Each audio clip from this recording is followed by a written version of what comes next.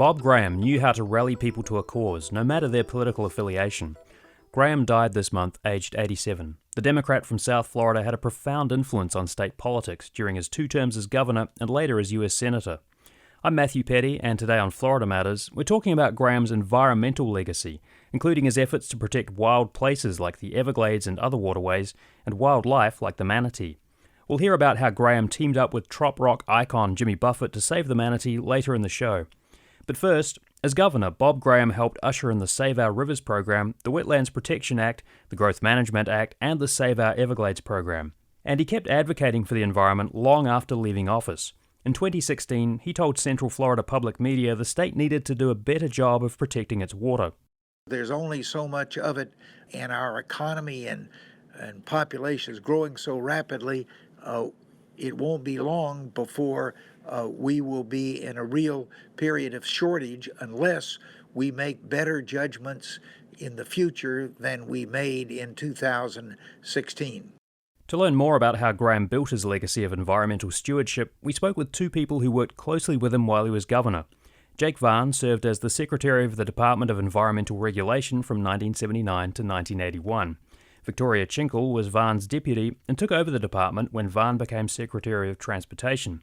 She served in that role for more than 6 years. Both of them are board members of the advocacy group 1,000 Friends of Florida.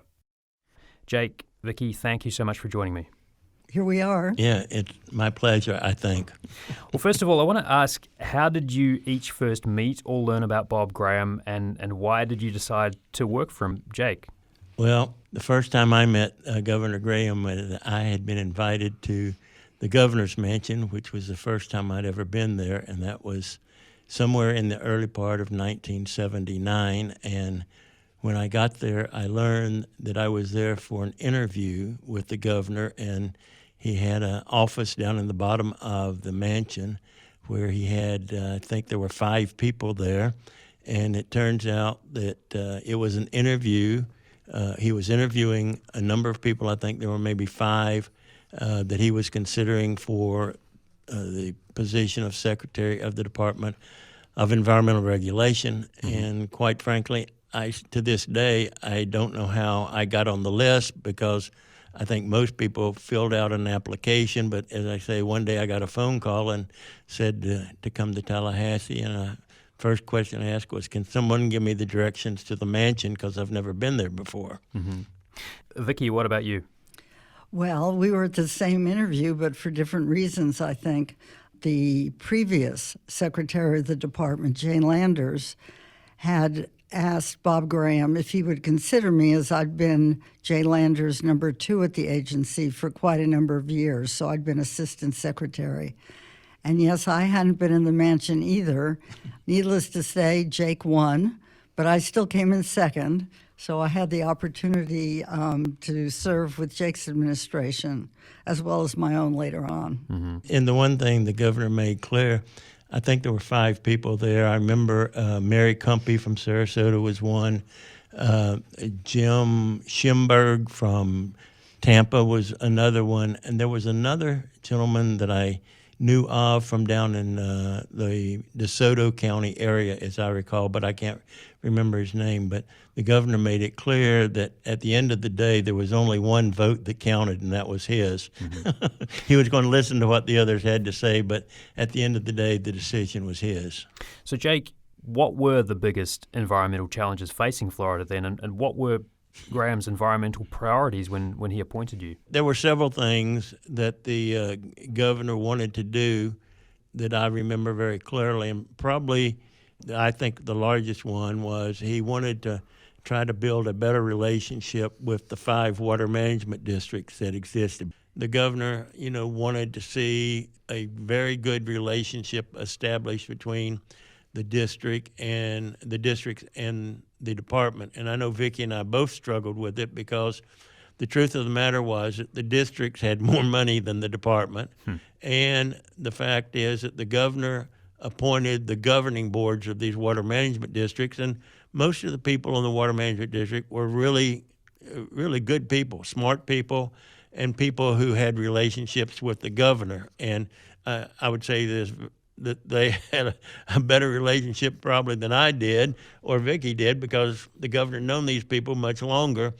So they carried a lot of clout, and the governor listened to them as he should. I want to talk more about water in a bit, but before that, Graham took a while to come into his own as environmental champion, and I want to quote from an article that was published in Sports Illustrated, and this was a story about Florida's environmental troubles, published in 1981, February 1981. The headline was, "There's Trouble in Paradise," and this article was actually fairly critical of Governor Graham. Here's a quote. "When Graham, who is generally credited with getting the bills through the state Senate, was elected governor in 1978, environmentalists were full of hope, but the Democrat from Miami Lakes has been a disappointment to many of his supporters," end quote. How did he respond to that criticism? I was secretary then, I think. Yeah, and that was about the time Vicky came on board in February of 1981. It was, to be very precise, February the 13th. It was a Friday the 13th, and I went to DOT, and Vicky came on board and picked it up. By 1981, this article comes out, and of course, it's not the only piece of news kind of dealing with the environment in Florida, but what was your impression of how Governor Graham responded to it? How do you think his environmental sort of approach changed around that time? It was incredibly upsetting to everybody in the administration. There were a lot of untruths in it, and it had been brought to bear by several activists in Florida with a very specific, and by the way, not necessarily bad agenda. But in order to get the attention they felt they deserved, Sports Illustrated proved to be an avenue for them. And I think at that point, since we were starting to move forward on quite a few issues, I think the governor got very upset and, in fact, almost saw it as a situation where, well, if it's going to get us into so much trouble, perhaps we need to be a little quieter about these things. It's one of those cases where activists can serve a very important function in getting things started, but they're really not too helpful in getting things actually done. So thinking about getting things done, in the time that you were leading the Department of Environmental Regulation, Governor Graham signed Florida's landmark Growth Management Act, and that was 1985. How big a deal was that for Florida? I think I would like to use as an illustration instead, and then I'll get back to the Growth Management Act. The restoration of the Kissimmee River was a very good example of how his government worked.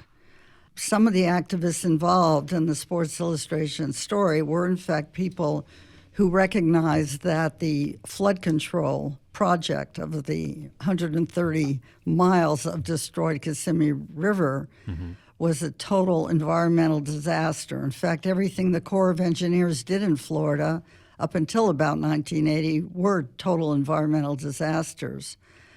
A little amusement about Bob Graham, my story I'll tell, is I came to Bob Graham with 3 options for the restoration of the river, and one of them that was almost 90% as effective as total restoration was to divert the river in 2 or 3 places. I say river, it was a canal. And Bob Graham said to me, "Vicki, nobody will understand that it's as effective. We've got to put the whole river back." And that was sort of the kind of influence he would have on me. I'd come to the scientific, quote, appropriate conclusion, but he understood that the people need to understand how important doing these things right was. So that was the Kissimmee River Restoration Council, which included the Ag Department, included all the relevant departments, and it was a big battle. The Growth Management Act was desperately needed in Florida because land, which continues to happen in many places, was being built on that was sure to flood, sure to be destroyed by hurricanes, sure to cover up necessary agricultural land, sure to demand water for growing grass, water that simply was not available. And John DeGrove, there's where Bob Graham took an intellectual who's the world most famous professor about growth management to be the head of that agency. And John DeGrove, and I was his co-secretary, of course, at another agency, said to me, "You know, Vicki, you're an incrementalist. You want to make a step at a time, but I want to go all the way." And the act pretty much did that, and Jake went on to represent a lot of interested parties from the private sector after he left government. And it's clear that that was probably the single most unpopular thing that propelled the last two governors we've had into being elected, because the department that was created to manage that act was subsumed in a department of, what's it called? Economic opportunity. Right. So, just kind of reflecting on something that Vicky brought up, Jake. I mean, she mentioned your work after your time serving as Secretary of the Department of Environmental Regulation and then later Secretary of Transportation under Governor Bob Graham. Now, you've had a lot of experience working as an attorney with a range of local governments and developers in Florida. But when you think about Florida today and when you look at counties that have seen big population growth, how do you think that aligns with Graham's vision of what the state should look like, and how well do you think the state of Florida has done in sort of balancing the interests of growth and development and environmental protection? I think if Bob Graham had been the benevolent dictator, the Florida you see today would not be the Florida that exists today. I think that there are so many things that would be different. It's hard to describe, really. Where are the appropriate places for people to be? What should you do in terms of the environment? I mean, Florida's land acquisition program gave us an opportunity to put an awful lot of property in public ownership. At one time, Florida was buying more land than the federal government on an annual basis. And I was fortunate enough to represent people that wanted to sell property to the state, and I'm very proud of that. But it's the state, now they're diverting money from that to do other things in the state. And but there are so many, to give you an example, in 2016, the legislature passed legislation where it identified, I think it was a total of 35 springs in the state that they declared to be outstanding Florida water. And the idea was that we were going to give special protection to these springs. Now, 30 of those springs are what we call first magnitude springs, which mean they put out over, I believe it's 100 CFS, cubic feet per second per day, which is about 60 plus million gallons a day. And the Department of Environmental Protection was to adopt new rules to protect the flow and the quality of the water in those springs. Today, 24 out of those 30 springs have water quality problems. I mean, and they haven't even adopted a rule. And you're talking about having to spend significant money to solve these water quality problems. Let me just bring it back to Governor Graham, if I could. Now, when you reflect on his environmental legacy, notwithstanding some of the challenges the state of Florida still faces, Victoria, what do you think his biggest environmental legacy will be? Well, there's a lot of specific ones. The Wetlands Protection Act, for example. Florida had been working on a wetlands legislation for 8 years and got nowhere when Graham was there. We managed to get a very good bill passed. That's an example. Save Our Rivers, Save Our Everglades. A number of land acquisition programs were funded much bigger. Save Our Rivers was going to raise money in a way no other plan had, and many subsequently have. The point I think I would like to leave people with the most was Graham was a visionary. He rallied people around causes they could understand at a time when it became obvious that something had to be done. But as I said, moving the population and the legislature and the bureaucracy all meaningfully in that direction. So everything had a program, it had money, it had backing, it had bipartisan support. Can you imagine that? In the legislature and among appointees, local governments. So he came up with programs that met a need, and those programs, for the most part, exist until this day. So I think what it requires is this energy, vision, enthusiasm, all of which Bob Graham had, and he knew how to make the government work and get it done. Very unique politician that way. Jake, what about yourself? I would say this, that there are 3 people that were part of the Graham administration that he just picked first quality people, and One of those was a fellow by the name of Sid Levine, who was head of the Department of Commerce and was a friend of the governor's. He was there was a coordination happened between the department and Commerce, because what we found over at DER was his Commerce people would go out there and entice people to come to Florida to a place, and they didn't have adequate wastewater capacity, and then they were embarrassed that we had to step in and say, no, they don't have any place to get rid of their wastewater. And so that was one of the many problems. But Sid Levine was a terrific guy that Graham brought to Tallahassee. The other guy that was terrific in his administration was Charlie Reed, which everybody should know about because of Charlie. Charlie was a lobbyist, but he later became the guru of education, and not only of Florida, but ultimately California. And last but not least, my colleague here, Vicki Chinkle, who is one of the brightest secretaries this state has been blessed with and who did a great job. And that's one thing about Graham. He had the ability to identify some very smart and capable people that he put into office.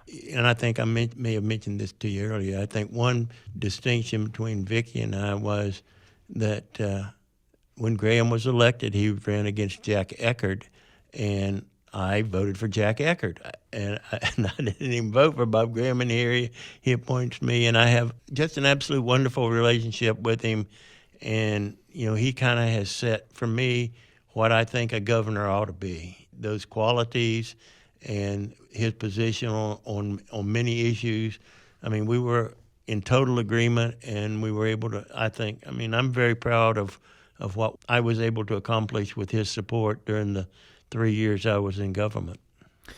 We've been speaking with Jake Vaughn and Victoria Chinkle. They're board members of 1,000 Friends of Florida, and they both served as Secretary of the Department of Environmental Regulation while Bob Graham was Governor of Florida. Thank you both so much for joining us. Thank you. Thank you. You're listening to Florida Matters. We're discussing Bob Graham's environmental legacy. The former state lawmaker, Florida governor, and US Senator died this month at the age of 87. Up next, how Graham and Jimmy Buffett teamed up to save the state's iconic manatee. Welcome back to Florida Matters. I'm Matthew Petty. We're discussing Bob Graham's environmental legacy. Graham died this month, aged 87. While he was governor of Florida, Graham was instrumental in launching the committee that would evolve into the Save the Manatee Club. Well, Pat Rose is the executive director of the Save the Manatee Club, which was founded in 1981 by then-Governor Bob Graham and favoured son of Florida, the singer Jimmy Buffett. Rose is an aquatic biologist who's been involved in manatee research and conservation for over 45 years. Pat, thanks for joining me. Glad to be here in this really important occasion. So let's talk about the Florida Manatee Sanctuary Act first. This was signed in 1978. That was the year before Bob Graham took office in the first of two terms as governor. What was it that got his attention about manatees as an environmental cause? Well, I believe, in fact, because having worked with him and others, including Jimmy, that there was an understanding that manatees were an iconic species that could represent the problems they had really came from man's involvement in what man had done to their habitat and so forth, and even direct taking. And I think manatees really were that peaceful, really gentle species, even as large and powerful as they were as a marine mammal. It really represented something that if you could save them, then you could help save those aquatic ecosystems. And I think that was all a part of it. What is it that makes manatees so important, and what does their survival mean for the state? They're an aquatic species. They're vegetarian, so they're not an aggressive animal. They're very gentle yet powerful. They co-evolved with our seagrass communities over millions of years and helped keep things in balance, if you will. They didn't overgraze. In fact, when they would graze and move to another area, those areas that they had been feeding in would become even more productive for other fishes and larval species, and right down to the different arthropods and other organisms within those ecosystems. And so it really wasn't until man intervenes that you start seeing problems with manatees. And they originally were hunted to very low numbers. And so that was a very direct impact. But then as Florida began to develop dredging and filling and impacting both seagrasses and other aspects of the habitat and water quality, it was obvious that if that didn't change and we didn't do a better job of protecting Florida itself, that species like the manatee were going to be in further trouble, but also so many other of our fishery species. So it's about more than the manatees, right? Because they are this iconic animal and they're like a symbol of Florida. But if the manatees perish, then what does that mean for Florida? What does that mean for the state? That means that we didn't do what we needed to do to protect our aquatic ecosystems. And again, my life's work, and I believe, and in fact I know that both Jimmy Buffett and Bob Graham believed as well, that we weren't working to protect the manatees independently. It wasn't important that you had manatees in a zoo or people just learned about them as a species, in an exhibit. It was important that the ecosystems that they evolved in were healthy in every respect, and those myriad of other species would be protected as well. So I think it and you can classify manatees as a flagship species or an umbrella species. And, there are a number of different technical terms that you use for species like that. They're the canary in the coal mine or what have you. I personally saw them as, this big, strong, gentle animal. But if I was going to do an analogy, I came up with the tugboat species because they're kind of slow and big and powerful, and they sort of drag or push the protections along with them. I mean, I kind of flipping that picture around, because talking about survival of a species, it can get a bit bleak. But if we save the manatees, what then? Well, if we save them, we literally save those aquatic ecosystems. And since manatees depend on freshwater, estuarine, and nearshore marine habitats, we will have affected in a positive way the future of all those ecosystems. And I would take it further beyond the wildlife and the ecology of it, and I would take it to Florida. Because if we, again, protect the manatee and their habitat, we protect what people come to Florida to see. They don't want to come and breathe the horrible waters, effects from red tide. They don't want to smell the dead, rotting fish because we've had too many harmful algal blooms and impacting those habitats. So I think it's a vision that we can have gotten behind, and we need to continue to see that when we protect manatees, we protect the ecosystems, and we protect tourism, and we protect the economy of Florida. Both Bob Graham and Jimmy Buffett are iconic Florida personalities in their own way. What do you know about the genesis of the club? I mean, maybe it came about while they were enjoying a margarita together? Well, as I understand it, it's really, they had known each other before 1981, but as it's been told to me a number of times that Bob sought Jimmy out backstage at one of his concerts, and Bob had his daughters with him, and they introduced him to Jimmy, and they got talking, and Jimmy mentioned to the governor that he was concerned about manatee protection and that not enough was being done, and he really wanted to be engaged and be active in being able to do something more about it. As a result of that, the governor literally created the Save the Manatee Committee, and Jimmy chaired that committee. I was already working and doing research and public awareness in manatees at that point in time. In fact, I was the federal manatee recovery activities coordinator for the U.S. Fish and Wildlife Service. So I was appointed by the governor as the first scientific advisor for Save the Manatee Committee. I ultimately then served in that volunteer capacity for about 17 years. And during that time, I was also, as we evolved in the process, the vice chair along with Jimmy Buffett. And so that committee then evolved into the club? It did over a course of years. We formally incorporated in 1992, about 11 years later, but there was a lot happening well before that. And I want to say that it was a unique thing. So it was an appointment of a committee by the governor, but it had support, particularly strong support from the Department of Natural Resources.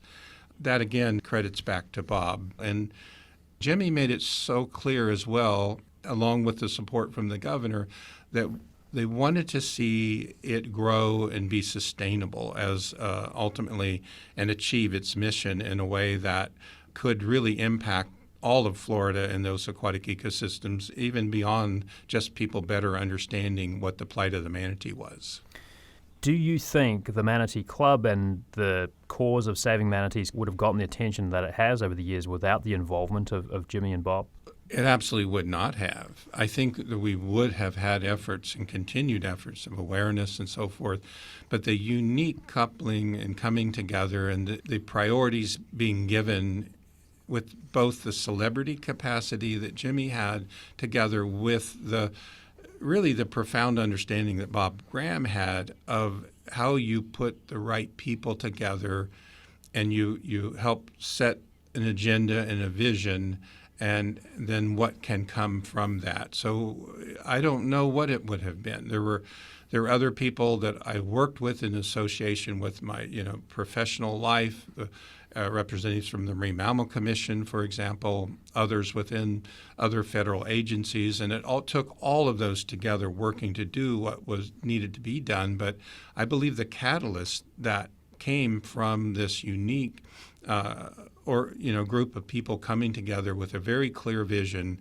helped just make all the other partners that came on board that much stronger.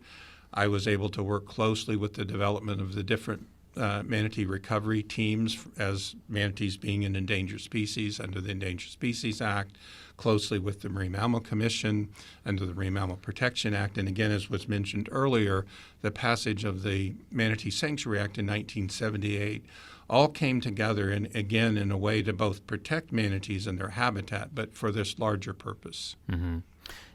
So when you think about Bob Graham's impact on Florida and what is still to be done, I mean, what do you see as his significant achievement when it comes to Florida's environment?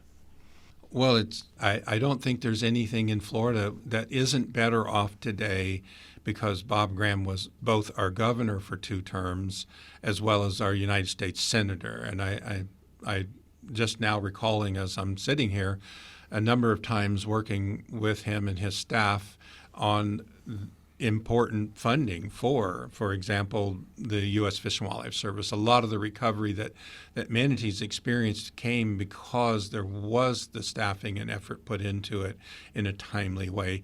And likewise with the Everglades. If you look at almost any issue, growth management, it's all better off. It's not where it needs to be, but I hate to even think about where we would be if it weren't for the service that Bob Graham gave to Florida in so many different ways. Well, we've been speaking with Pat Rose, the executive director of the Save the Manatee Club, which was founded in 1981 by then Governor Bob Graham, and Jimmy Buffett, the singer and favored son of Florida. Pat, thank you so much for joining us. Appreciate it. Well, thank you for reaching out. That's our show for this week. Engineering support for this episode from Jackson Harp. Production assistance from WFSU and WUFT. Our executive producer is Grayson Doctor. Subscribe to Florida Matters wherever you get your podcasts. I'm Matthew Petty. Thanks for listening.